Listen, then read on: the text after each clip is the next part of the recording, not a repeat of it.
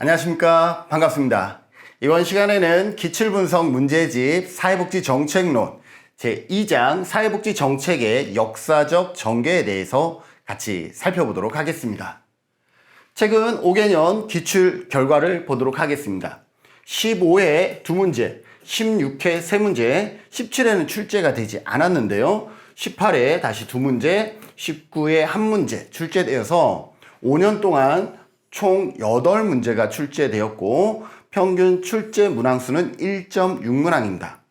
평균 정답률을 살펴봤을 때 까다로운 문제는 32%, 조금 쉬웠던 문제는 95%의 정답률을 보이고 있어서 평균 난이도는 다소 어려운 것으로 저희는 측정하고 있습니다.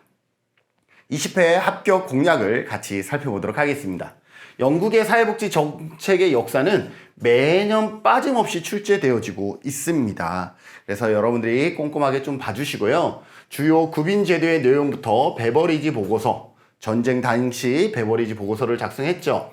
대처 정부의 복지 축소 1980년 초반, 제3의 길까지 내용을 역사적 배경과 함께 파악해 두어야 한다. 독일의 비스마르크 사회보험, 미국의 사회보장 등에 관한 문제도 종종 출제되어진다라고 했습니다. 그래서 이러한 내용들을 여러분들이 간단하게 좀 보시고요. 우리가 쭉 역사를 살펴보면요. 1929년에 세계대공황 이후에 루즈벨트,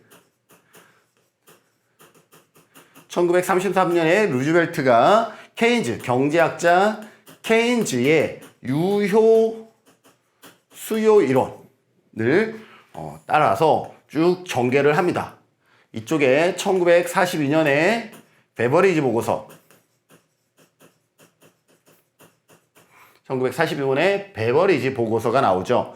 그러다가 1973년에 오일 쇼크 1차 오일 쇼크와 1979년까지 2차 오일 쇼크를 거치면서 영국의 대처, 미국의 레이건이 당선되면서 신자유주의 노선을 갖습니다. 신자유주의를 다른 말로 신우파라고도 하죠. 여기는 복지국가라 그럽니다. 복지국가. 여기서 여기까지를 복지국가. 그래서 윌렌스키아, 루보, 조지와이, 윌딩 이러한 복지국가 이론은 여기에 해당하는 그러한 이론이다라고 보시면 되고, 신자유주의 중간에 제3의 길이 나옵니다. 그래서 제3의 길까지 여러분들이 좀 파악해 두시면 좋을 것 같습니다. 그러면 여기에 있는 내용들이 지금 전부 다 여기에 들어가 있죠? 그래서 여기는 자유주의. 그래서 신자유주의, 신보수주의. 같은 말이라고 보시면 되겠습니다. 경제적으로는 신자유주의라 그러고 정치적으로는 신보수주의라고 얘기를 하겠죠. 그러한 의미는 같은 시대에 경제를 중심으로 얘기했느냐, 정치를 중심으로 얘기했느냐에 따라서 신자유주의 또는 신보수주의가 될 수 있기 때문에 그때는 신자유주의인데 신보수주의 아니야 이렇게 하시면 안 되겠습니다. 자, 그러면 구체적으로 문제를 같이 풀어보도록 하겠습니다. 신빈민법에 관한 설명으로 옳지 않은 것은 그랬습니다. 옳지 않은 것. 영국의 관련 법들을 보면요. 1601년에 엘리자베스 구인법이 만들어집니다. 엘리자베스의 구인법은 어떠한 의미가 있냐면 빈곤의 책임이 국가에게 있다라고 최초로 명시하면서 빈자를 세 가지의 부류로 나누면서 이제 구빈 제도가 시작하게 되는 거죠. 그러면서 정주법, 이제 거주지 제한법이라고 합니다. 거주지 제한법. 잘 사는 교구로 옮겨가다 보니 두 교구가 서로 힘들어지다 보니 그것을 제한하는 정주법, 그 다음에 작업장법. 작업장 안에서 노동에 참여했을 때 구빈 혜택을 주는 작업장법이 나왔다가 그 다음에 길버트법이 나옵니다. 여기서부터 원외 구호를 시작합니다. 원외 구호를 시작하게 되면서 구빈세가 더 많이 필요하게 되죠. 다음에 스핀 햄랜드. 스핀 햄랜드법이 만들어지면서 이 구비는 이제 가족까지, 가구 수까지 고려하면서 이제 구빈의 혜택을 주게 되는 거죠. 지금으로 따지면 최저 생계비의 개념을 도입하고 있습니다. 그러니 구빈세는 더욱더 많이 필요하게 되는 거죠. 그래서 1834년에 개정구빈법, 바로 여기서 나오는 신빈민법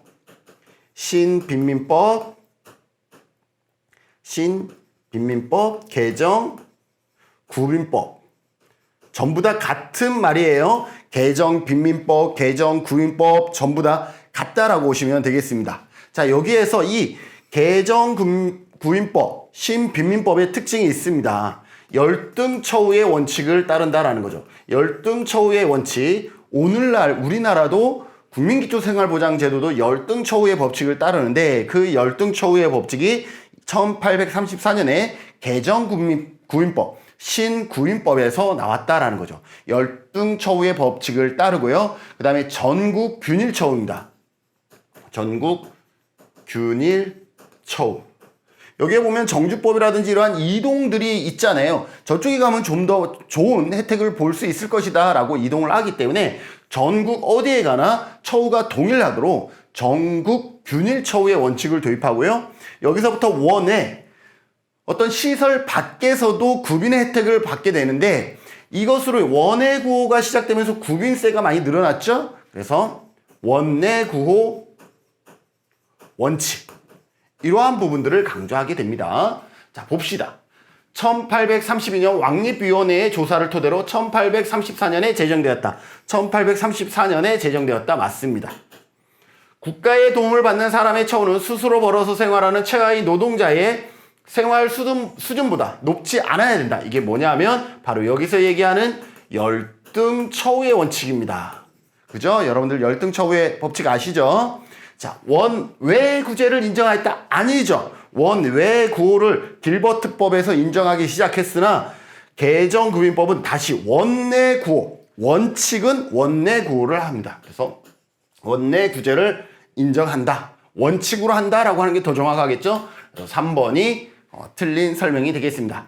구빈 행정체계를 통일시켰다라는 거죠. 전국균일처우의 원칙과도 매칭될 수가 있고요. 빈민을 가치 있는 빈민과 가치 없는 빈민으로 구분하였다라는 것도 같이 기억해 주시면 좋겠죠. 옳지 않은 것은 3번이 되겠습니다. 46%인데요. 오답으로 5번을 많이 체크했습니다. 5번도 여러분들이 자주 우리가 강의할 때도 자주 언급했던 내용이 아니라서 5번이 답이 아닐까라고 생각할 수도 있긴 해요. 그러나 3번은 누가 봐도 개정구빈법을 만들어낸 원인에 해당되거든요. 그래서 원외구제를 하지 않고 원외구제를 인정했던 것을 다시 원내구호 원칙으로 바꿨다라는 것은 여러분들이 반드시 기억해 두시면 좋겠습니다. 영국의 사회복지 정책의 역사와 관련해서 엘리자베스의 빈민법, 스핀 햄랜드법, 신빈민법은 개정구빈법과 같은 거예요. 주요 구빈법의 내용으로부터 베버리지 보고서 대처 정부의 복지 축소, 신자유주로 넘어가면서 영국의 대처와 미국의 레이건은 복지를 축소하기 시작합니다. 블레어 정부의 제3의 길까지 보기로 출제되어지고 있기 때문에 관련 내용들을 우리가 살펴볼 필요가 있습니다. 자, 베버리지 보고서가 사회보장 프로그램의 성공을 위해 제시한 전제 조건을 모두 고르시오 그랬는데, 베버리지 보고서는 1942년에 2차 세계대전 당시 1939년에서 45년까지 2차 세계대전이었잖아요. 2차 세계대전 당시에 전쟁 이후의 복지체계를 고민하면서 만들어냈던 보고서가 베버리지 보고서입니다. 이 베버리지 보고서는 요람에서부터 무덤까지 전생의 복지를 담고 있다는 것이 특징이면서, 그리고 보편주의적 내용을 담고 있다는 것이 여러분들이 기억해 두시면 좋고요. 그리고 3가지 전제 조건이 있습니다. 전제 조건 3가지가 있는데, 이것은 바로 이 3가지 자체가 여기에서는 답이 되겠습니다. 아동 가족수당의 도입과 완전 고용과 NHS, 포괄적 의료 및 재활 서비스 이 세 가지가 베버리지 보고서에서 제시하고 있는 세 가지의 전제 조건이다라고 여러분들이 이것은 그 자체를 기억하셔야 되는 지문입니다. 그래서 정답은 4번이 되겠습니다. 4번 44%가 정답을 했고요. 5번을 체크하신 분들도 많은데 이거는 뭐냐면 베버리지 보고서는 뭐가 있냐면 5대 사회악 5 자이언트라 그래서 5대 사회악이 있고요. 6대 원칙이 있습니다. 5대 사회악 6대 원칙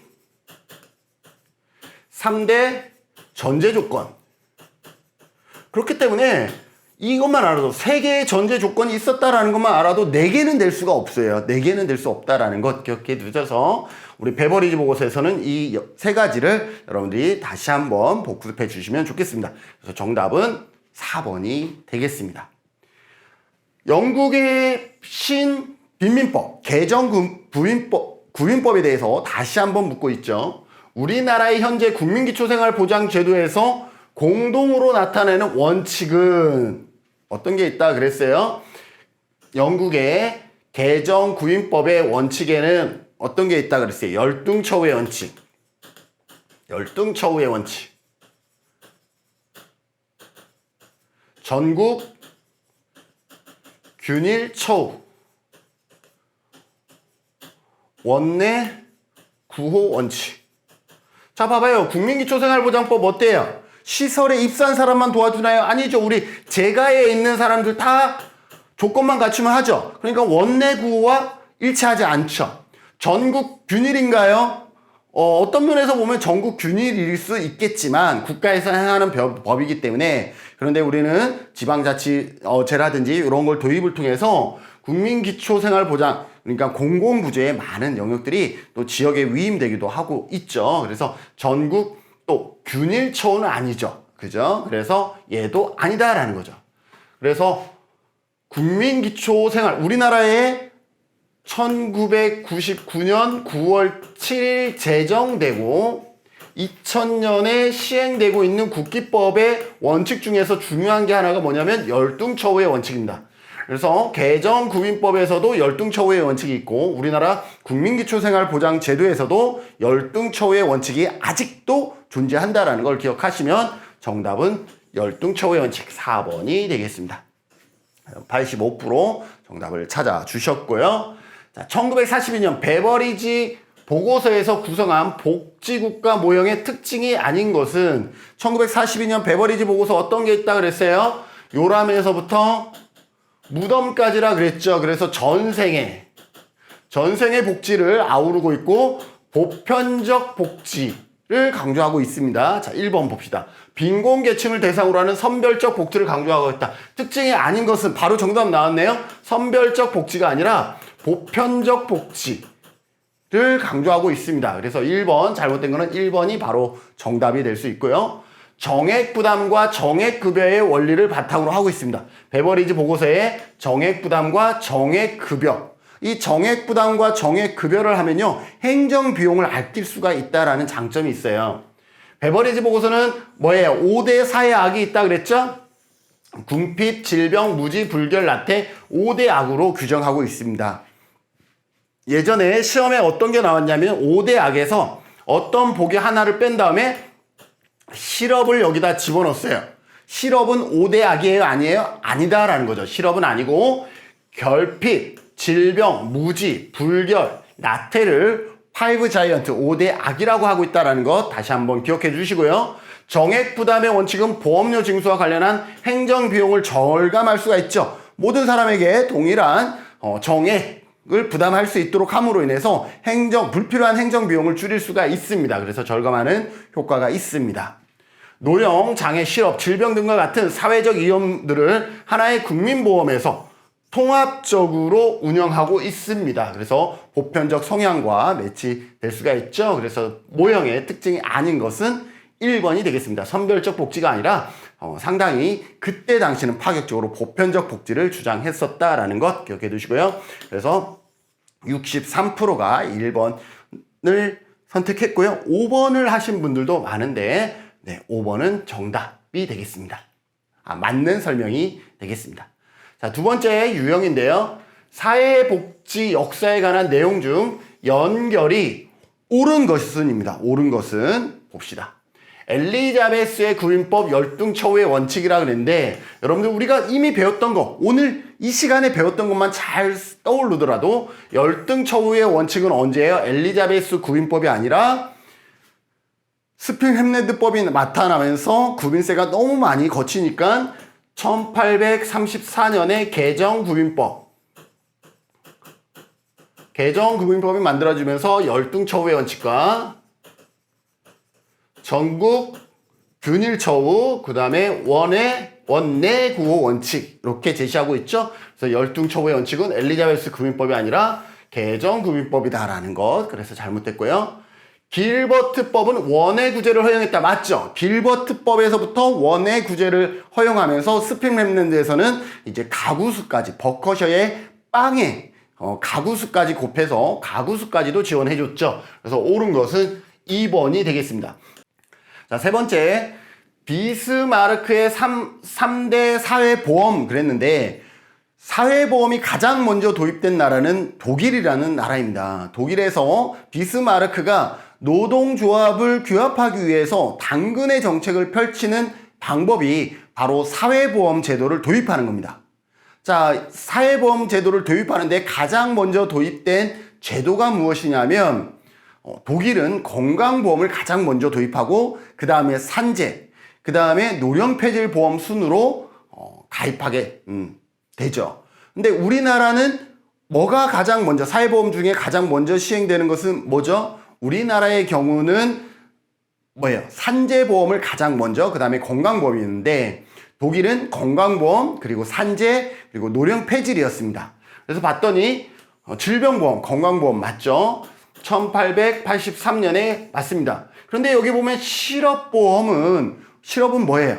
산재가 아니라 고용보험이죠. 그래서 여기에 실업보험이 아니라 여기에 산재가 들어가야 됩니다. 산재가 1884년, 노령폐질은 1889년입니다. 그래서 여기 실업보험이 아니라 산재가 들어가야 되기 때문에 3번에 대한 설명 틀렸고요. 4번, 미국의 사회보장법 그랬는데 1935년, 여러분들 이제 연도 기억하고 계시죠? 1935년에 미국의 사회보장법의 특징은, 미국이라는 나라가 무조건 나오면 미국은 자유를 중시하기 때문에 보편적으로 갈 수 있는 나라가 아니에요. 그래서 미국의 사회보장 제도는 선별적인 도입을 하고 있습니다. 공공부조 중심으로요. 근데 봤더니 보편적 의료보험 제도를 도입했다 그랬는데, 미국은 보편적이 아니라 선별적 공공부조 중심이었고요. 의료보험 제도는 미국에서 도입조차 하지 못했었죠. 이 의료보험을 도입하려고 그러면 나머지의 보험들도 가입을 국회를 통과하지 못할 것 같아. 법을 통과하지 못할 것 같아요. 그래서 의료보험은 의사들의 반발에 그냥 양보를 했다라고 보시면 되겠습니다. 그래서 둘 다 틀렸습니다. 둘 다. 베버리지 보고서 1942년에 전시 때 만들어진 이 베버리지 보고서의 특징 중에 하나가 우리가 앞전 문제에서도 했지만 어떤 특징이 있어요? 정액 기여. 똑같이 돈을 내고 똑같이 받는 정액 급여의 형태였죠. 이처럼 정액 기여, 정액 급여의 형태로 하게 되면 행정의 비용을 절감할 수 있는 특징도 있다라고 우리가 앞 문제에서 살펴봤는데, 여기에 보면 소득 비례 방식의 사회보험 도입이다? 그렇지 않죠? 정액 기여, 정액 급여다라는 것을 기억해 두시고요. 그래서 옳은 것은 2번입니다. 2번. 47%가 2번을 체크를 해 주셨고, 다음으로 많이 선택한 번호가 1번인데, 열등처우의 원칙은 언제였어요? 엘리자베스 구인법이 아니라 1834년에 개정구인법의 열등처우 전국균일 원내구호의 원칙 중에 하나였다라는 것을 여러분들이 기억해 두시면 1번은 틀렸구나, 그래서 정답은 2번이구나 선택할 수 있어야 되겠습니다. 자, 3번입니다. 복지국가의 형성과 발달에 관한 설명으로 옳은 것을 모두 고른 것은 그랬습니다. 자, 봅시다. 독일의 재보험법에서의 재정은 노사가 반반씩 부담한다 그랬는데, 여러분들 재보험 산재보험 어때요? 우리나라의 산재보험에서 노사가 반반씩 부담하나요? 아니죠. 재보임인 경우에는 누가? 회사가 100% 부담을 하고 있죠. 그래서 노사가 반반씩 부담한다라는 것이 잘못 설명되어 있습니다. 누가? 사용자가 부담하는 것을 원칙으로 하고 있죠. 그래서 틀렸습니다. 기억 틀렸어요. 기억 전부 다 지워버립시다.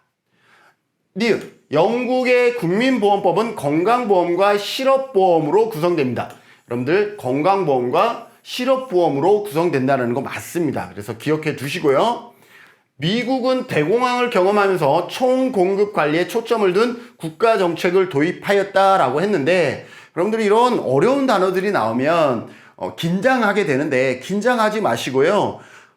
어떻게 된다 그랬어요? 세계 대공황이 나왔죠. 1929년 대공황 이후에 누가 집권하죠? 루즈벨트가 집권하죠. 1934년에 루즈벨트가 집권하면서 누구? 경제학자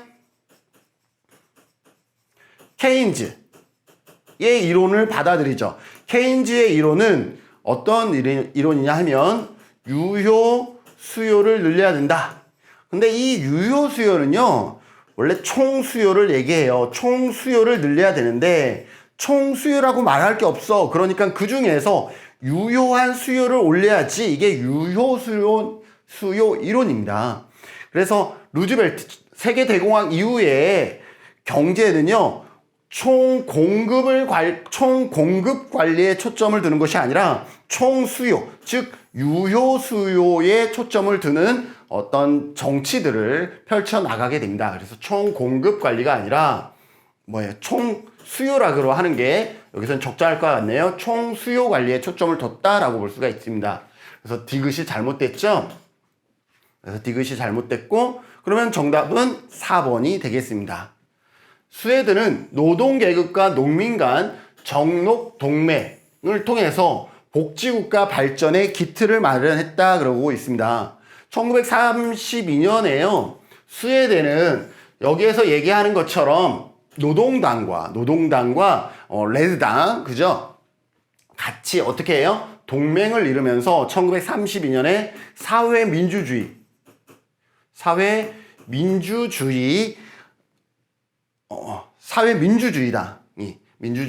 민주주의당이 집권한다? 이렇게 할까요? 그러한 변화를 갖게 됩니다. 그래서 리을도 맞습니다. 이때 비슷하죠? 복지국가, 사민주의, 사회민주주의 같은 의미를 가지고 있죠. 그래서 리을도 맞습니다. 그래서 정답은 니은과 리을이 되겠습니다.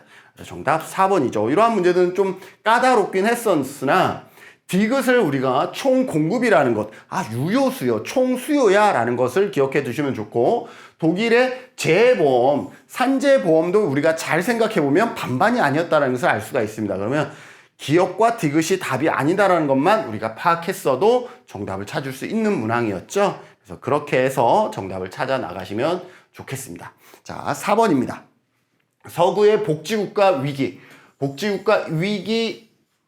이후 나타난 흐름에 관한 설명으로 옳지 않은 것입니다. 자, 복지국가 위기는 언제라 그랬어요? 1929년에서 1973년 복지국가의 이제 79년까지 2차 오일 쇼크를 거치면서 위기에 직면해서 그 다음에 신자유주의, 작은 정부 시대가 도입되잖아요. 그래서 위기 이후니까 이때에 관한 설명으로 아닌 것은 요걸 찾으면 되겠죠.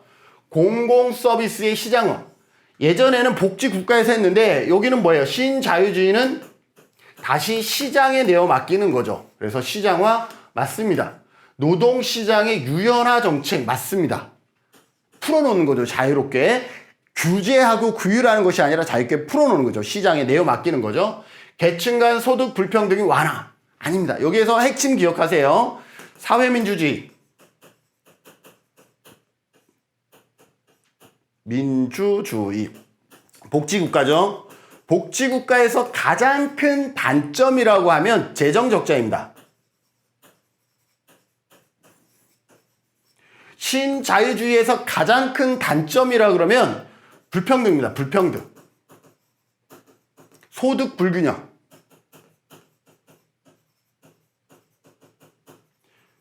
이게 가장 큰 단점인데 불평등이 완화됐다? 아니죠. 더 심화되는 거죠. 심화. 그래서 옳지 않은 것은 3번이 되겠습니다. 신자유주의 시대에서는 소득 불평등이 더 심화될 수밖에 없습니다. 복지의 투자, 생산적 성격을 강조하기 시작하고요. 경제 활성화를 위한 법인세를 인하. 왜냐하면 여기는 규제를 하면 안 되는 거잖아요. 그래서 이러한 법인세라든지 이러한 것들을 인하하게 되는 것이죠.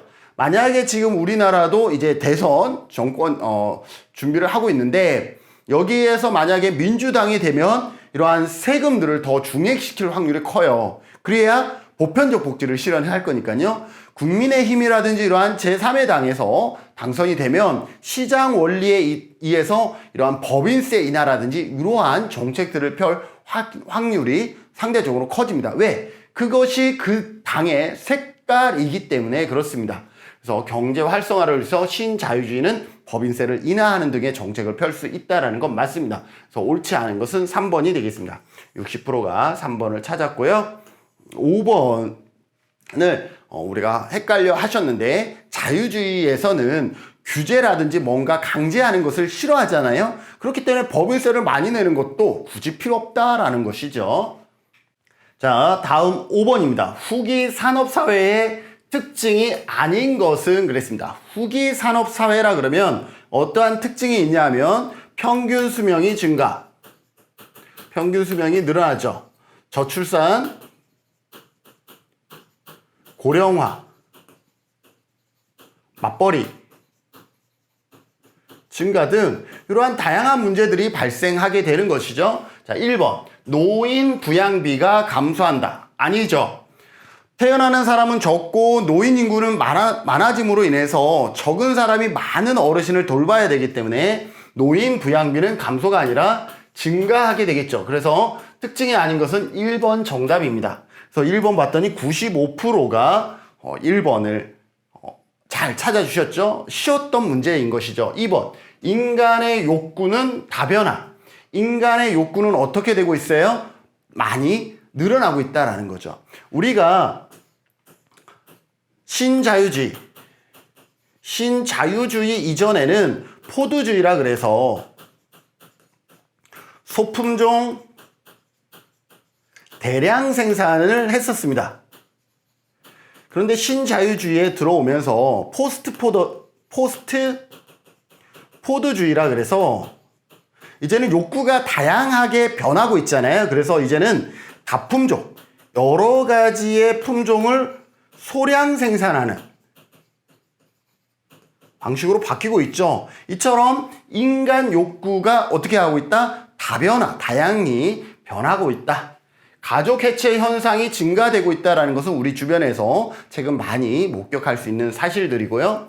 세계화에 따른 경쟁이 심화되고 있죠. 그리고 아동 및 노인에 대한 가정 내 돌봄 여력이 줄어들고 있습니다. 평균 수명이 늘어나고 맞벌이가 증가하면서 여러 가지 이유와 맞물려서 돌봄 여력이 감소하고 있다는 것 맞는 설명입니다. 그래서 특징이 아닌 것은 1번 노년 부양비가 감소하고 있다. 잘못됐고 증가해야 된다라고 바꿔야 맞는 답이 되겠습니다. 그래서 정답은 1번이 되겠습니다.